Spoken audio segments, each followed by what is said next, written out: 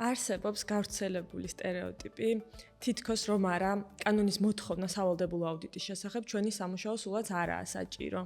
იმასაც კი ამბობენ ხოლმე, რომ ბიზნესებს სჭირდებათ ჩვენი 2-3 გვერდიანი დასკვნა, მხოლოდ და მხოლოდ იმისთვის, რომ რეგულატორს ჩააბარონ თავიანთი ანგარიშგება და ამით შეასრულონ საკანონმდებლო მოთხოვნა. რეალურად ბიზნესისთვის მისივე სანდოობის გაზრდაში არაფერია ისეთი მნიშვნელოვანი, როგორც აუდიტორის მაღალხარისხიანი სამუშაოს შედეგად წარდგენილი დასკვნა.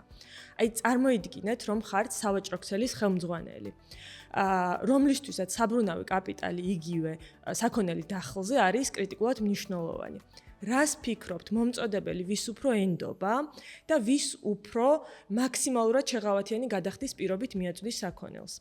რა თქმა უნდა, იმ სავაჭრო ქსელს, ვისი ანგარიშგებად საჯარო, გამჭვირვალე და შემოწმებულია მაღალი რეპუტაციის მქონე აუდიტორის მიერ. მსგავსი მაგალითის მოყვანა შეიძლება ნებისმიერი სფეროსთვის თუ ინდუსტრიისთვის.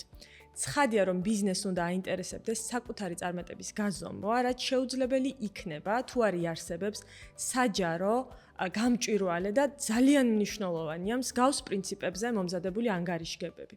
იმ 2-3 გვერდიანი დასკვნის მიღმა, რაც ზემოთ ვახსენე, მინდა გითხრათ, რომ ჩვენი სამუშაო არის გაცილებით უფრო ღრმა და მრავალფეროვანი.